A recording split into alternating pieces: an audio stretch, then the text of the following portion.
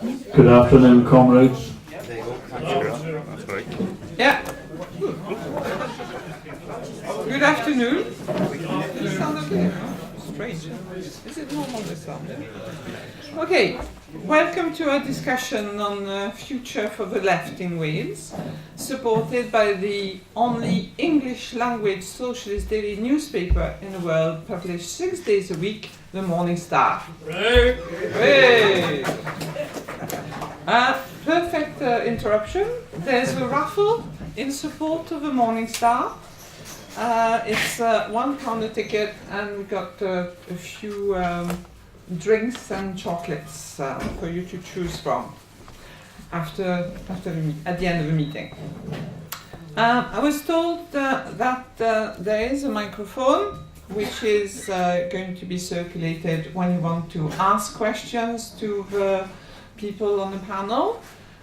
It is important you use the microphone because we're taking a video of the event. So thank you very much for that. Okay. So, for those who don't know, the Morning Star is the only media to support Corbyn. The Morning Star was printed exceptionally on Sunday the 13th of September 2015 to cover the election of Corbyn as leader of the Labour Party. And I believe Ben Chacko was actually invited on the BBC one morning. Don't know if it was that morning. It was that morning. It was that morning. So, a special event for the Morning Star, definitely. And never since. A couple of times since. Oh, you tell us more about it after. Right, okay. So we're proud to be a left-wing British daily newspaper focusing on social, political and trade union issues, as well as peace and environment. The Morning Star is a readers' cooperative, which means that you can become an owner of a paper by buying shares in the People's Printing Press Society. I'm sure Ben will tell us more about this after. They're only £1 each. Jeremy Corbyn, who is also a Morning Star contributor, has called the Morning Star the most precious and only voice we have in the daily media. And Frances Rhodri, the TUC General Secretary, says it's essential reading for many union activists. So it would be great if all the union activists could read the Morning Star. Yes, it's a paper for working people across the board, whatever work they do. This is a broad left paper, open for genuine debate about the future of the left and other issues. I've got a few extracts here. We had, for instance, that was published on the 19th of November about Swansea Bay, Tidal Lagoon.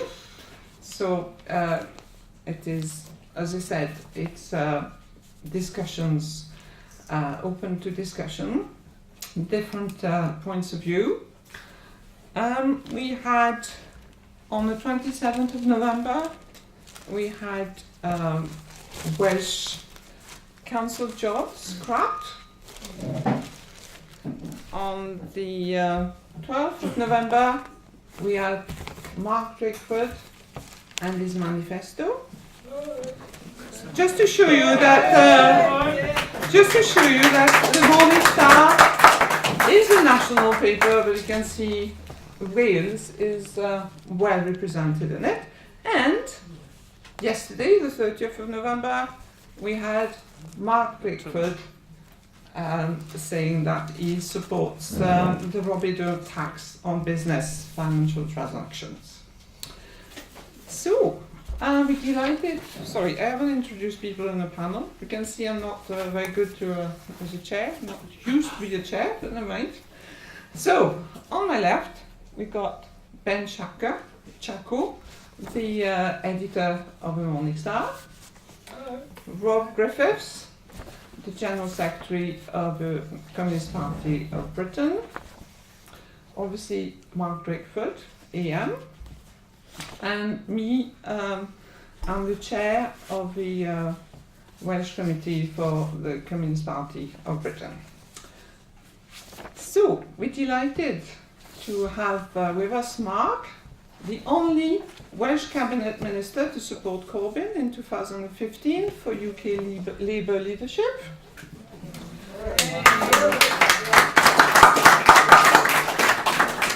And when Mark was chief advisor to Rhodri Morgan, First Minister, he was famous for the expression clear red water. That was his description of the way Rhodri Morgan's government was so different to Tony Blair's. Welsh Labour did not embrace outsourcing, privatisation or PFI. And today in Wales, we benefit from no prescription charges, reduced tuition fees, free kids' breakfast in primary schools, support for trade union rights and a living wage. So, Mark was elected Assembly member in 2011, has been Health Secretary and currently Finance Secretary with the responsibility of negotiating the budget and handling Brexit. He is well prepared to lead the government and he was the only candidate to publish detailed practical policy proposals. So, I am pleased to hand over to Mark. Well,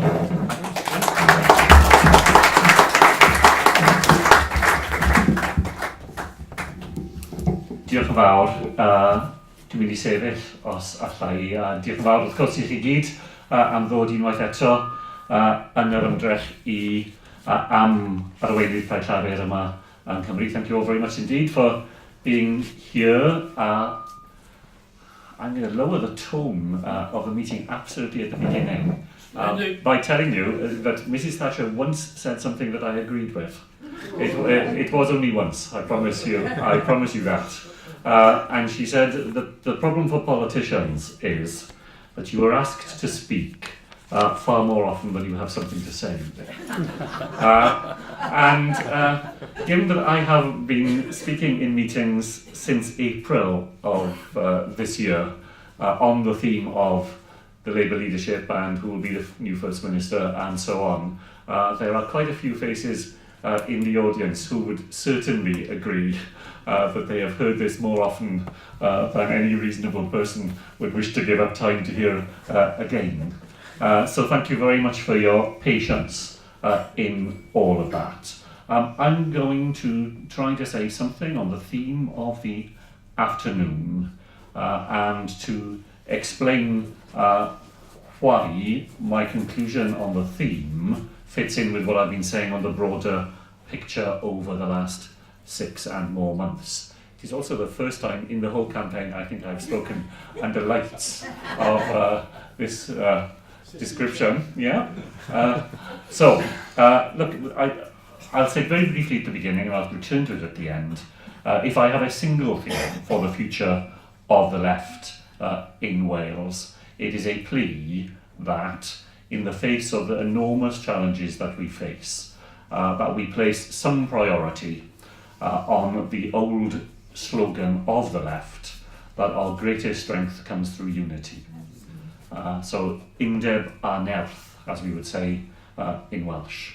And I say that because we surely do stand at a moment which is unique in the scale and depth of the challenge that we face. And we do that on 2 scores, which will be very familiar indeed to you. We are about to enter the 9th year of austerity, the longest, the deepest period of public expenditure restraint, not in our lifetimes, not even in the last 100 years. You do have to go back 200 years to the time when Napoleon was out and about on the continent of Europe to come across a period where public expenditure has been treated in the way that it has since 2010. And the reach of austerity into the lives of individuals, into the prospects of communities and into the work of the Welsh Government is absolutely profound. And if this government continues, and of course we all hope that it doesn't, and we hope we have a short-term opportunity to get rid of them, but if we don't have that opportunity, then austerity is going to continue right through the rest of this Assembly term and into the next one as well.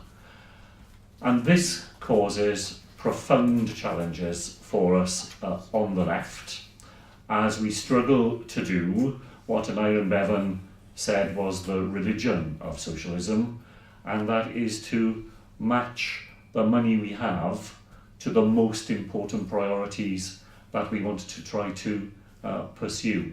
And that gets more difficult every single year. The budget that I laid as Finance Minister at the beginning of October was the result of months of really difficult discussion inside the Welsh Government, and I will only balance the books next year with all the restraint that we have had to show in it by taking £125 million out of the reserves that we hold. And that is not a comfortable position for any finance minister, because reserves you can only use once. Or if you're very lucky, you might stretch them over a couple of years. But it's not a long-term strategy to be using one-off money for ongoing purposes. But that's how we will do it next year. That's how we will fund the health service in the way that we want to. That's how we will manage to squeeze out the extra money we have found for local government services. And goodness knows, even with the extra money, it is a huge challenge that faces our colleagues in local government. But even to do that, that's what we're having to do, to find £125 million that will not recur year after year in order to do it. And that challenge will get sharper and more difficult over the next couple of years. And the answer cannot be to deal with austerity by setting one public service against another. It cannot be to argue that somehow the health service is being privileged over other vital public services. The enemy is austerity, and behind austerity lies the Tories and their deliberate policies. You know, never believe, I know in this room, that we should never believe the Tories when they claim that austerity was a necessity forced on them because of the situation they inherited. Austerity is a political choice and an economic choice, and they were always other and better decisions that could have been made. As we face the continuing erosion of the things that we know are vital to people here in Wales, on the left, I believe that the more united we can be in explaining that position to people in Wales, that the real enemy here is the government in Westminster that pursues this destructive path that has the worst of impacts on working people, the stronger we will be in finding a way out of it. And the second reason why I say this afternoon that unity ought to be the aim of those of us on the left is because of what we face in Brexit as well. Look, whatever views we have of Brexit, and there will be many different views, I'm sure, in this room, the analysis that we have done as a Welsh government, independent of UK forecasts, and the independent forecasts of organisations like the Institute for Economic and Social Research, all conclude that crashing out of the European Union without a deal at all will do immense harm to the economy and to jobs here in Wales. And Wales is uniquely exposed to a crash-out Brexit. A higher proportion of our economy gets exported to the European Union than any other part of the United Kingdom. We continue to have a higher percentage of our economy which is based in manufacturing industry. We have huge exposure in agriculture and food production to a crash-out Brexit, in which people who sell their goods to the southern Mediterranean will find that there simply isn't a market that they can sell to in the future. And a crash-out Brexit is more possible today, I believe, than at any point in the process. Not inevitable, of course, but there is a sense in the whole Brexit business of what A.G.B. Taylor used to say about the First World War, that there comes a point when the railway timetables kick in and the trains have left the station, and no matter how everybody realises that this is going to end up in a crash, it's impossible to pull the process back. And when we really are very close to that day happening in all of this. And the next First Minister will be elected the day after the meaningful vote in Parliament, and who knows what position will be faced in that context. Who knows what the choices would be. The Labour Party's position is one which I have supported right through the contest. And the Labour Party position is, as you know this, first of all, Mrs May should have done a deal that the Labour Party could have supported, and that deal was there to be done. She has failed to do that deal. If you look at the withdrawal agreement, if you look at the future relationship document, it simply does not match up either to the 6 tests that Labour set out through Keir Starmer or the document that the Welsh Government published back in January 2017, Securing Wales' Future. We cannot and we will not bail Mrs May out of the problems that she has created for herself and for the rest of us. If we can't support her deal and it's voted down in the House of Commons, where do we go then? Well, the Labour Party's position, hammered out at the conference at the end of September, again is clear. The right answer, the proper answer, the constitutionally proper answer, is that there should be a general election. And that's what we demand. If this House of Commons, if this government and this House of Commons fail to discharge the single most serious responsibility which lies on its door, then the answer is to have a new House of Commons and a new government that can discharge that responsibility more effectively. And we shouldn't let the Tories off the hook in saying, oh, that's going to be so difficult, it's not even worth asking for. Of course it should be demanded, and of course it is the right answer, because then not only do we have a different answer to Brexit, but we have a chance to do everything else that a Labour government would do, including dealing with austerity. It's only if we are denied a general election and the House of Commons is at deadlock and cannot resolve it in any other way, then the Labour Party says that the people would have to decide. There would have to be a public vote to resolve the matter. Now, I'm signed up to that. It's the end point, not the first point. And nobody should think that such a vote would be easy or without its enormous danger. So we would have to go into it, if we were in that position, with our eyes open about the challenges that would be faced in that set of circumstances. But there may be a set of circumstances in which that is the right answer, and if it is, then we need a position on the left that we can go to people in Wales. And for what it's worth, my own view is that we were right in the way we fought the referendum, even though we didn't manage to get our message over to people in the way we would have liked. Because the Labour Party position in the referendum was that we should remain in the European Union in order to reform it. Remain to reform. And for me, both of those words were always equally important. That the message on the left was never that we regard the European Union as a perfect entity. It was never a vote for the status quo. It was always a vote for a prospectus in which alliances on the left across Europe could change the European Union that we have to make it a vehicle for delivering the things that we on the left would want to see it deliver. Now, I know there are people who believe that the European Union is beyond reform in that way.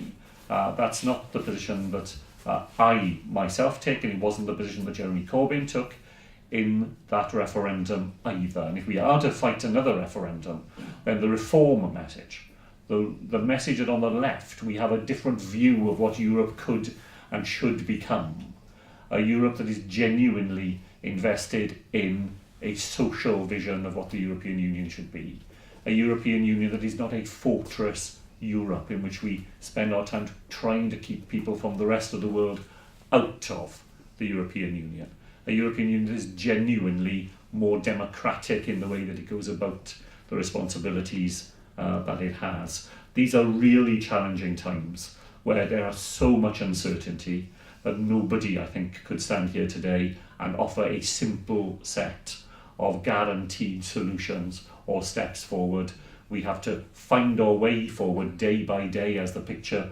unfolds and try to steer a course through it all in which we keep our eyes firmly on a set of ways through the dilemmas that puts the needs of our economy, of jobs and of working people at the heart of everything that we do. I'm very briefly, just going to say something about how I think that unity message matters in the election that is still going on. People still casting their votes right up to midday on Monday in the Welsh Labour Leadership Election. And all the way through, I have said that the reason I'm a candidate in the election is not because I have some sort of burning personal ambition to be the leader of the Labour Party in Wales. I'm beyond that in my career.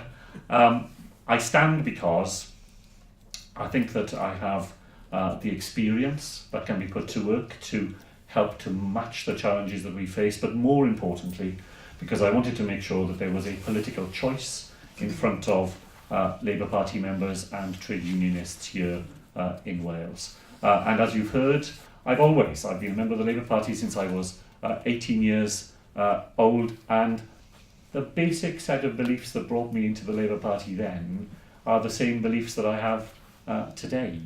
The way you apply them is inevitably different because new challenges emerge and new possibilities become apparent. But I've always believed that the right position for the Labour Party is to be clear about those sets of motivating beliefs that I think bring people into the Labour Party, and I think in Wales particularly talk to our fellow citizens and resonate with them in their lives. So I've described it during the election in a shorthand way, as you have to do, as a form of 21st century socialism.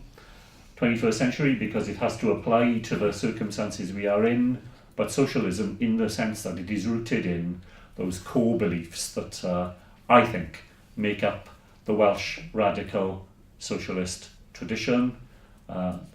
Ever so briefly, I'm going to mention the core of them. A belief that government is the best vehicle we have to bring about collective answers to common problems. That government remains part of the solution, not part of the problem. This is the opposite view of the neoliberals, for whom government is always, the problem. Government is always something you should be getting off the backs of people, getting government out of the way, government is best when government is least, all of those right-wing mantras. We've never believed that in Wales. Government, when government does the job properly, remains the best vehicle we have for expressing the common will of people and finding collective solutions. And that's my second theme, really, that we continue to believe here in Wales in collective solutions to common problems, because collective solutions reach into the lives of not simply the articulate, the well-informed, the people who are already able to push themselves to the front of the queue. Collective solutions reach into the lives of people who are least able to make their needs known, who have the least power and the least privilege in our society. When we act together, the solutions we craft do more in their lives than in the lives of people who are advantaged to begin with, and that's why collective action is so important. We continue to do our best to stick to universal services rather than means-tested services. Wherever we are able to, you've heard, we abolish prescription charges in Wales, so they're free for everybody. When children have breakfasts in primary schools in Wales, nobody is charged for them. And the Tories hate all of this. As you know, the Tories in the Assembly are forever saying, if only you had prescription charges in Wales, you'd be able to spend the money on, and goodness knows how many times they have spent that small amount of money. But for them, it's always an argument, why should somebody who can afford to pay not pay? Well, we know the answer to that. We know the answer is that if services for poor people are separated off from everybody else, they quickly become poor services. Yeah. Universal services are services in which everybody has a stake. Yeah. But you know, we live in a hugely diverse society, and diversity is part of its strength. But sometimes diversity can pull people apart from one another, and universal services are the glue that hold a complex society together. There are very few places in our society where people from completely different walks of life now find themselves together. And it's an eroding number of places, you know. Sports arenas are one of them. The maternity hospital, the maternity ward of a hospital in Wales is another. I went into a maternity ward just recently.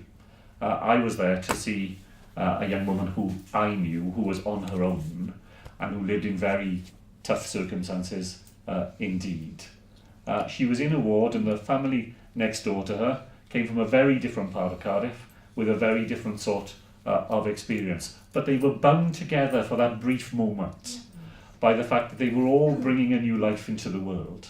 And they were all bringing a new life into the world through the National Health Service here in Wales. And that's what universal services do. And that's why we understand the importance of them in Wales. And it does mean that we understand the relationship between the person using the service and the service to be one of citizenship, not consumerism. And when Rhodri made his Clear Red Water speech, one of the things that he was keenest to emphasise in distinguishing the Welsh Labour tradition from the Blairite tradition that was being developed across the border was that the Blairite way of improving public services was to turn users into consumers, into serial shoppers, as Rhodri said in that speech, where if people shopped around for the best school or the best hospital, then that would mean that the best schools and the best hospitals would thrive and survive, and poor schools and poor hospitals would go to the wall. I remember John Reid, when he was briefly Secretary of State for Health, a man who, as you know, was in a different job almost every month of the Blair government. Well, during the brief period that he was Health Secretary, he was asked, but what about the hospital that people choose not to go to? And he said, well, why should I bother if that hospital closes? And we know the answer, don't we? We surely know the answer in the Labour Party, that the reason he should have been concerned about that is that there still would have been many, many people relying on that hospital who deserved every bit as good a service as anybody else. And when you realise that the relationship between the individual and the service is one of citizenship, not of consumerism, then you get a very different sort of answer out of the way that you run your services. And we know in Wales as well that ownership matters. How often did I hear in that era that people didn't care who provided the service so long as they had a good service? Well, we know that there is an enormous flaw at the heart of that argument.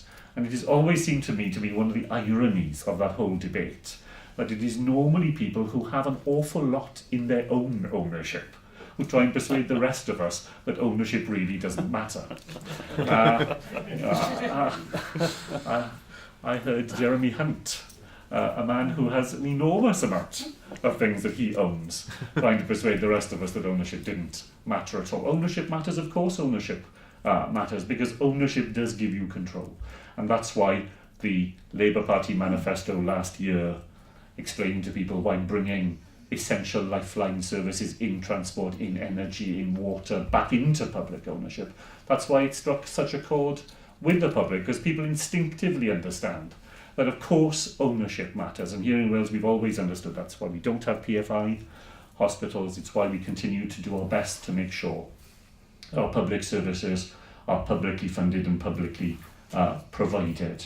One of the ways in which I think the world has moved on a little from when Rhodri made that speech 15 years ago now, is that I think we have a greater understanding today of how environmental justice goes hand in hand with economic and social justice, and how we all have a greater responsibility to recognise that the planet that we all inhabit for such a short period of time is not, as they say, something we inherit from the people who went before us, but we borrow from the people who come after us. And what a responsibility we have to make sure that this threatened and stressed planet that we live on is handed on to other generations in a way that will be as fit for them, at least, as we have been lucky enough to find it fit for ourselves. And the whole business of the Swansea tidal lagoon that was mentioned a moment ago, in this election I have done my best to say that I believe that the future of energy and environmental policy in Wales is to take advantage of the enormous advantages we have in having wind, in having waves, in having water. We have in Wales all the things that allow us to create a successful renewable energy system for the future, to create the jobs that go alongside it, to export those technologies around the rest of the world, and to make that an engine of the way that we create prosperity here in Wales for the future. But to do it finally in the things that I've been saying as the ingredients of a 21st century socialism, to do it in a way that puts the pursuit of equality at the heart of everything we do.